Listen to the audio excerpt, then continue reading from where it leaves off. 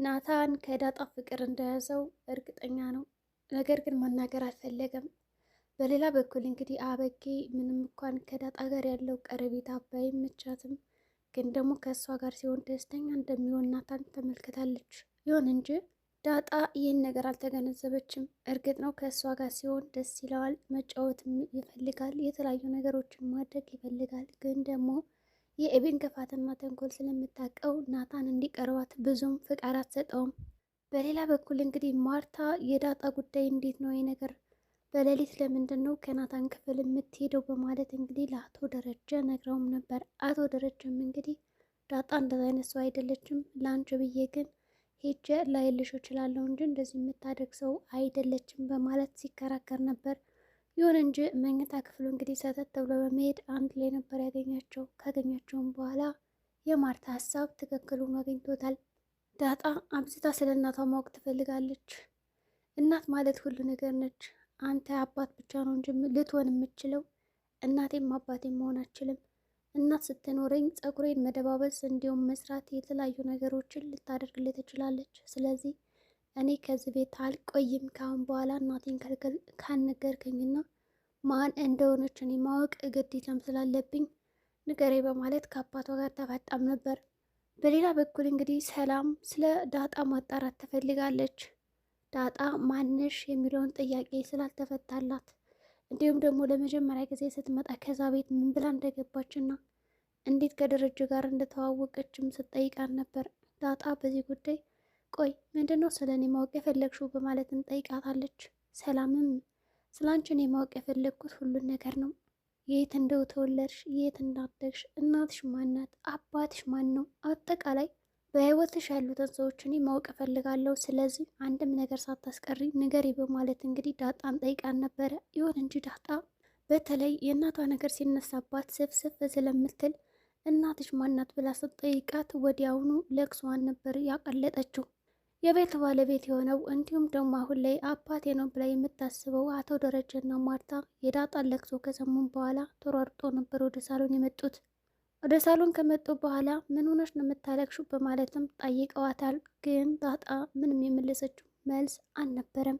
እንባዋን እያዘራች ወደ መኝታ ክፍሏ ነበር ሄደችው። ተነስታም እንግዲህ በደህናሽ ነው ቢላት ምንም በማለት እንግዲህ ጥላቸው ሄዳለች። ይሁን እንጂ ማርታ እንዲሁም ደረጀ ሰላምን ሲያፋጧን ነበር። ሰላም ምን አድርገሻን ነው? ምን ብለሻን ነው? በማለትም ጠየቋት።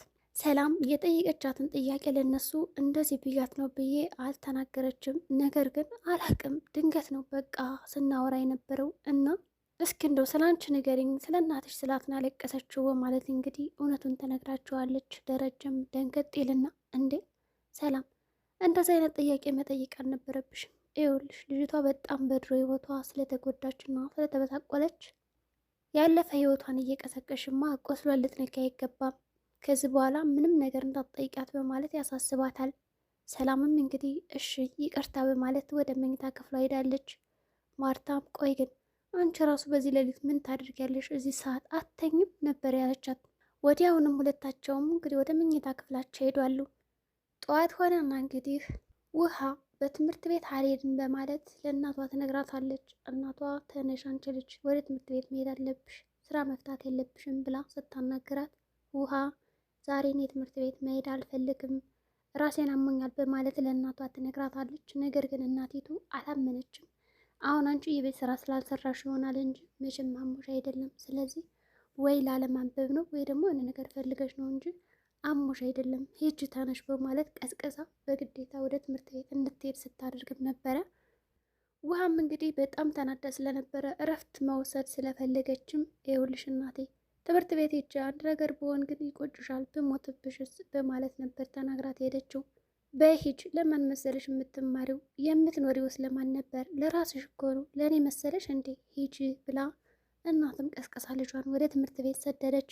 አበጌም እንግዲህ ከትምህርት ቤት መልስ መጣችና ሰላምን ማናገር ፈለገች። ምን ነው ዛሬ በጧቱ መጣሽ አለቻት። ሰላም ትምህርት የለም እራለ ግን የበቃ ፈቃድ ወስጄ በጊዜ መጥቼ ነው። ምን ነው በቃ በደህና ይኸውልሽ አንድ ጥያቄ ልጠይቅሽ ነበረ። ናታን የት ነው? እኔ እንግዲህ አላየሁትም። ዳጣስ? አላውቅም። ይኸውልሽ ናታን እንደሚወዳት እርግጠኛ ነኝ።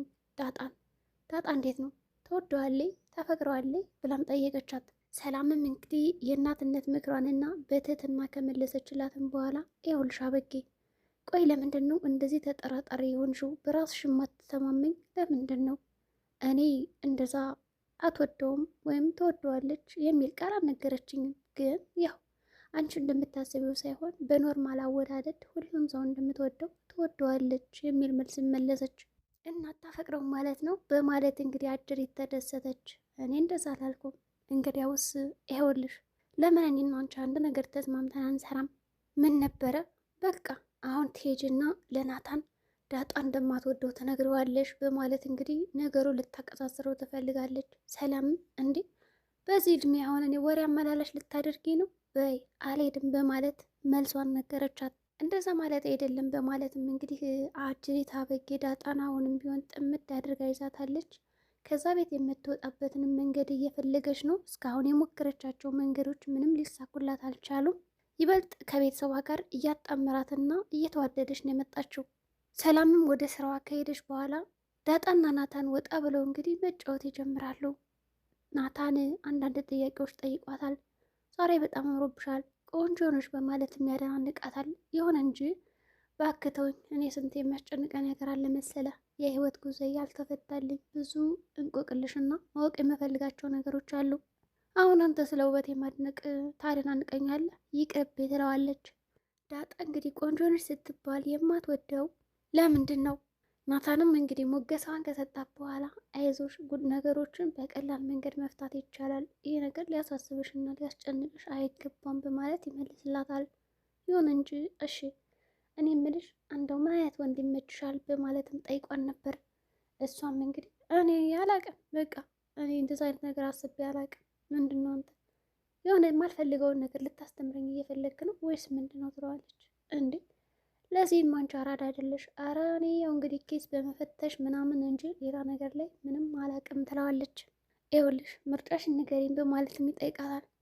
ምርጬን በእርግጥ አስቤው አላቅም፣ ሌላ የሚያሳስቡኝ ነገሮች ስላሉ፣ ግን ልክ እንዳንተ ቆፍጠን ያለ ስርዓት ያለው ሰው ቢሆን በጣም ይመቸኛል በማለት ሀሳቧን ገለጸችለት። ናታንም እንግዲህ በደስታ ነበር ቅልጥ ብሎ የሳቀው። እሺ በማለት እንግዲህ መጫወቱን ጀምረውታል። ያው ጤላ ጤሎሽም እየተጫወቱ ነበረ። ጤላ ጤሎሽን እንግዲህ ወይም ደግሞ ምንድን ነው የሚባለው ያን ጨዋታ ከተጫወቱም በኋላ እንግዲህ ወጣ ብለው ወደ ቤታቸው ነበር የተመለሱት።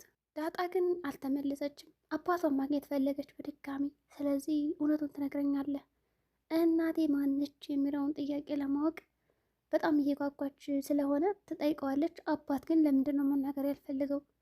ቢያንስ አንድ ጥያቄ መልስልኝ፣ በህይወት አለች የለችም የሚለውን ራሱ ጠይቀው እንኳን ምንም አይነት መልስ አልሰጣትም። ምናልባት እንግዲህ በህይወት አለች እናትሽ ደግሞ እገሪት ናት ካለ በእርግጠኝነት ትልቅ ችግር እንደሚፈጠር ያውቃል። ይሁን እንጂ የዳጣ አባት እንግዲህ ሰላም እናቷ እንደሆነች ያልተናገረበት ትልቅ ምክንያት ሊኖር ይችላል። ምናልባትም እንግዲህ ሰላም ልጇን ካወቀች ለምን እስከዛሬ ድረስ ደበቀኝ በማለት ልትጣለው ትችላለች። ይሁን እንጂ ማርታም እዛ ቤት እንድትወጣ እየጠየቀቻት ነው። እንግዲህ ማታ በጊዜ ከመጣሽ በኋላ ማርታ ከስራ መልስ ሰላምን ጠርታ ለማናገር ስትሞክር መሸና ሳትጠይቃት ቀረች። ይሁን እንጂ ከደረጀ ጋር ስታወራ ይኸውልህ ዛሬ በጊዜ ነው የገባሁት ከስራ መልስ እና እባክህን የፀጉር ቅባት የዘሊና እስኪ እንደው ለልጄ በማለት ነግረዋለች። እሱም እሺ ብሏል። አበጌ ለምንድነው ፀጉርሽ እንደዚህ የደረቀው ትባላለች። እንግዲህ እንደዛ አምሮባት ደርቋል ተባለች ማለት ነው። ከዛም እንግዲህ እንዲያመጣላት ቅባቱን ጠይቀዋለች። በሌላ በኩል እሺ ብሏል። እንዲሁም ደግሞ ናታን እኮ ሊወደኝ አልቻለም፣ ምን ላድርግ እናት እያለች እያለቃቀሰችባት ስለሆነ ልክ እንደ ሕፃን ልጅ ይኸውልሽ አበጌ እኔ የእናትነት ምክሬን ልመክርሽ እችላለሁ በማለት የመከረቻት ምክር በጣም ጠቃሚ ነው። ወንድ ልጅ እንግዲህ ጨቅጫቃ እንዲሁም ደግሞ በቃ ተደባዳቢ የሆነች አይወድም። ከዳጣና ከውሃ ጋር እንደ ስትደባደቢ ካየሽ በቃ ይነቅሻል። ወንዶች እንደዛ ናቸው። ከኔ ልምድ ውሰጅ፣ ከኔ ተማሪ የሆነ በቃ ቤቷን የምትወድውኝ ቁጥብ ሴት ሁኝ እያለቻት ነው። በጣም የመከረቻት ምክር በጣም ነበር ደስ የሚለው። እርግጥ አበጌ ይህንን ምክር ብተገብረው ጥሩ ነበረ። ነገር ግን የምተገብር አይመስልም። በእርግጠኝነት አሁን የእልህነቷ እንዲሁም ደግሞ ከውስጧ እየተቃጠለች የምትቃጠለው ነገር ያው ራሱ ይገላታል። በሽታ ነው በቃ መቃጠል እኮ ዝም ብሎ በሽታ ነው፣ በሰው መቅናት። ይሁን እንጂ የመከረቻት ምክር ጠቃሚ ነው። መሬት ላይ ጠብ አይልም ትላላችሁ። ወንዶች ግን እውነት ነው እንዴ ጨቅጫቃ ምናምን ሴት አትወዱም? አረ እስኪ ይችን ነገር መልሱልኝ። እንግዲህ አበጌም እሺ በይ ልመርቅሽና አሁን የእግር ውሃ አምጪልኝ ስትባል እሺ በማለት ነው የሄደችው። ወዲያውኑ እንግዲህ ያን መክራት ሳትጨርስ እንኳን ከእህቷ ጋር ስትጨቃጨቅ ነበረ። ልብ የሚባል ነገር የለም። ጠዋትም ሆነና እንግዲህ ሰላምን ጠርታ እኔ ምልሽ ይኸው ሰላምዬ እዚህ ቤት እኮ ልትወጭ ነበረ እና ለምን ወጥተሽ የራሽን ህይወት አትጀምሪም ትላታለች። ሰላም በዚህ ሁኔታ በጣም ትደነግጣለች። በአሁኑ ግን አልወጣም ብላ ሙጭጭ ብላለች እነሱ ቤት። ለምንድን ነው አልወጣም ያለችው? ዳጣ ልጇ እንደሆነች አውቃ ነው ወይስ ደግሞ ስለ ዳጣ ማንነት በደንብ ማጣራትና ማወቅ አለብኝ ብላ ስላሰበች ነው? እንግዲህ አልወጣም ስትላት በቃ እኔ ደስ እንዳለሽ እኮ በፊት እወጣለሁ የራሴን ስራ እኖራለሁ ስላልሽ ግን ደግሞ ወጥተሽ ራሱ እንኳን ለአግባበት ሁሌም ከጎንሽ ነኝ እኔ ብቻሽን አልተውሽም የሚል ሀሳብ ነበር የሰጠቻት ማርታ። እንግዲህ ሰላምም አይ አልፈልግም ትላለች። እሺ እንደዛ ከሆነማ ደስ ይለኛል፣ በቃ ቀጥይበት፣ ያው አንቺም እኮ ቤተሰቤ ማለት ነሽ ትላታለች። በመጨረሻም እንግዲህ ደረጀና ባለቤቱ ቁጭ ብለው እንግዲህ ያው ስለ ልጆቻቸው እያወሩ ነው፣ እንዴት መናገር እንዳለባቸው። ነገር ግን ዳጣ ስለ እናቷ ስትጠይቅ ውሃ ሰምታለች። እናቴን ማወቅ እፈልጋለሁ ስትል ዳጣ ደንግጣለች፣ ውሃ ስላወቀች። ውሃ ደግሞ ግልጽ ናት፣ ለሁሉም ሰው ከተናገረች በጣም ከባድ ነው የሚሆነው። ዳጣም እንግዲህ እንዳትናገሪ ለማንም ብላ አስፈራርታታለች። ባልና ሚስትም እንግዲህ ቁጭ ካሉበት በኋላ ልጆቻችን እንዴት ነው ማሳደግ ያለብን፣ ጸባያቸው ተቀየረ ይላሉ። ያው ናታን ደግሞ እንደማይጎዳቸው ሁሉም አምነዋል። በመጨረሻው ዘመን እንግዲህ በአንድ ወንድ ሁለት ሴቶች ይጣላሉ። የዛሬው ቪዲዮችን እንግዲህ ይህን ይመስላል። በቀጣይ ቪዲዮ እስከምንገናኝ መልካም ጊዜ ሆነላችሁ።